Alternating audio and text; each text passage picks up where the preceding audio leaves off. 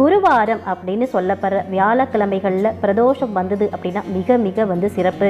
அந்த நாளில் இறைவனை தரிசித்தோம் அப்படின்னா நமக்கு குரு அருள் வந்து கிடைக்கும், தைரியம் தன்னம்பிக்கை பிறக்கும் அப்படின்னு சொல்லப்படுது. இந்த தினம் சிவாலயங்களில் நடைபெறக்கூடிய பிரதோஷ பூஜையில் நாம் வந்து கலந்துக்கிட்டோம் அப்படின்னா நமக்கு இருக்கக்கூடிய துன்பங்கள் வந்து நீங்கும், கஷ்டங்கள் வந்து காணாமல் போகும், தோஷங்கள் அனைத்துமே வந்து தீரும், திருமணத்தில் இருக்கக்கூடிய தடைகள் விலகி மாங்கல்ய பலன் வந்து கிடைக்கும்.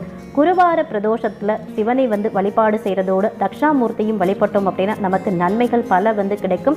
இந்த தினத்தில் முக்கியமாக நாம் செய்ய வேண்டிய தானம் அப்படின்னு வந்து பார்த்தீங்கன்னா தயிர்ச்சாதம் வந்து தானம் வந்து கொடுத்தோன்னா நம்ம வாழ்க்கையில் இதுவரைக்கும் இருந்த அனைத்து பிரச்சனைகளுக்கும் ஒரு தீர்வு வந்து கிடைத்து நல்ல ஒரு மகிழ்ச்சி அதிகரிக்கும் அப்படின்னே வந்து சொல்லப்படுது. பிரதோஷ காலம் அப்படின்றது சிவ வழிபாட்டுக்கு உகந்த நேரம். மாதந்தோறும் வரக்கூடிய தேய்பிறை, வளர்பிறை, திரையோதசி திதி சிவாலயத்தில் பிரதோஷ வழிபாடு வந்து நடக்கும். சிவாலயத்தில் இந்த நாளில்